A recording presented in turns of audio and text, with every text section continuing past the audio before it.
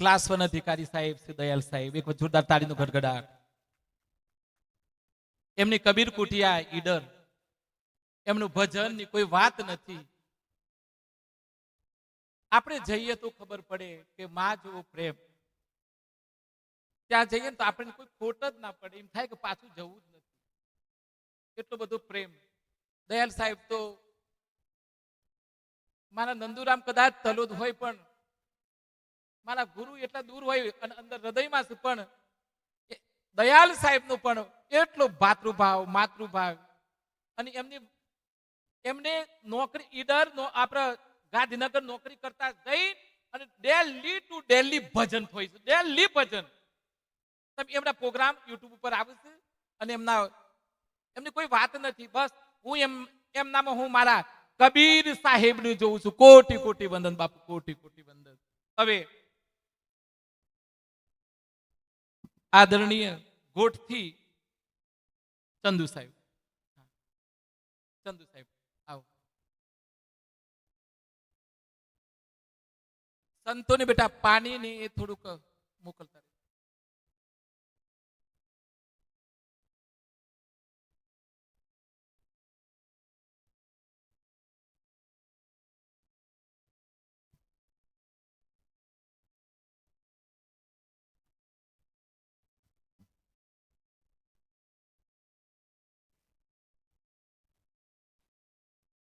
સદગુરુ ભગવાન કી જય.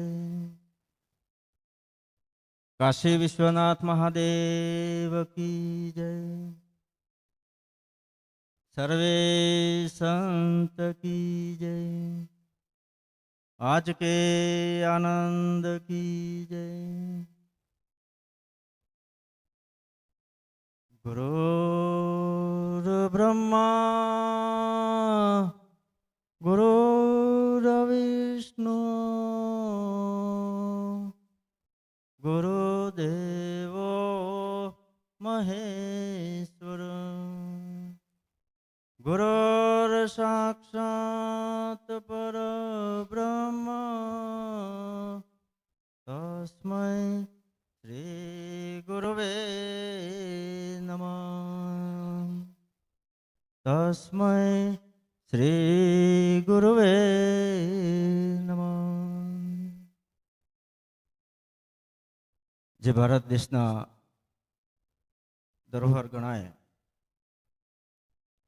અને જેના થકી ભારતીય સંસ્કૃતિ ટકી રહી છે, એવા સર્વ સંતોના શરણની અંદર કોટી કોટી વંદન કરું છું. સાથે જે હરિ ભક્તો આવ્યા છે, ગતગંગા આવી છે અને એ સંત મહાપુરુષો અને ગુરુજનના દર્શન પામીને જે કૃતાર્થ બનવાના છે, એમના શરણની અંદર પણ હું કોટી કોટી વંદન કરું છું. પણ સૌથી વિશેષ જે એક શાંતાગીરીની જે એક ચેતના આપણને સૌને આટલે સુધી ખેંચી લાવી છે અને એના કદાચ આ ચારો તરફ પ્રકાશ ફેલાવનાર કોઈ હોય તો એવા પ્રકાશગીરી બાપુને પણ હું એમના ચરણની અંદર કોટી કોટી વંદન કરું છું. સંતો કહે છે કે જે જ્યું પાવ આગે ધરે કોટી યજ્ઞ સમાન, પણ કોના દર્શન? સંત દર્શન માટે થઈને. અને તમે જ્યાંથી નીકળ્યા હો અને આટલે સુધી પહોંચ્યા હો ને, તો તમારું એક એક ડગલું છે ને એ સત્કર્મ બન્યું છે, એ પુણ્યકાર્ય બન્યું છે. કારણ કે સંતોની જો દ્રષ્ટિ આપણા પર પડે તો મિત્રો આપણા જીવનનો રાહ બદલાય છે. એ કરુણાના સાગર હોવાને કારણે એમની દ્રષ્ટિ આપણા પર પડવાથી આપણા જીવનની દિશા બદલાતી હોય છે. ત્યારે આજે ખૂબ જ પાવન પવિત્ર દિવસ મહાશિવરાત્રિ, અને એમાં જ્યારે સગુણ સાકાર સ્વરૂપે કાશી વિશ્વનાથના દર્શન પામીને આપણે પણ કૃતાર્થ બન્યા છે, ત્યારે સગુણ અને નિર્ગુણ જેને પ્રત્યક્ષ અનુભવ તરીકે જો ભીતરની અંદર ડોકિયું કરીને એ જ્યોતિર્લિંગના જો દર્શન થઈ જાય ને, તો મિત્રો આ સંતો એમ કહે છે કે તો આ જીવન ધન્ય બની જાય ને જીવનનું જે ઉદ્દેશ છે, જીવનનું જે લક્ષ્ય છે એ સફળ બની જાય. અહીંયા દોડા સાહેબે ખૂબ સરસ મજાની અને બીજા સંતોએ પણ ખૂબ સરસ મજાનું આપણને આપણા જીવનની રાહ બદલી નાખે એવું જીવનનું પાથું પીરસ્યું છે. એમાં જ્યારે એક કરુણા ઉપજાવે, ભીતરથી લાગણી દર્શાવે એવા જ્યાં ગલસરી ગામની બનેલી ધોરાજીની નજીક જે માથાની અંદર થયેલું ઉંદરી નામના રોગની જે બાળકન્યાની જે વાત કરીને મિત્રો, એ ભારતીય સંત કરી શકે, બીજું કોઈ ના કરી શકે. અને એ ચલાણાનો દાના આપા જ કરી શકે, બીજું કોઈ ના કરી શકે.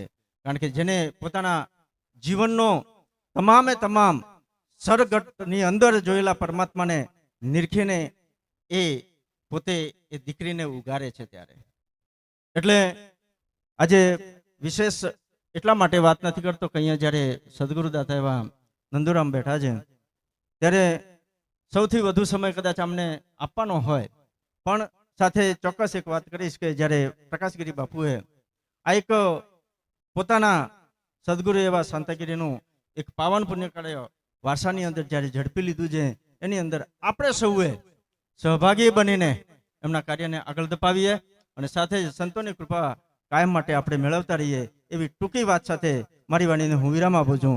બોલે સદગુરુ ભગવાન કી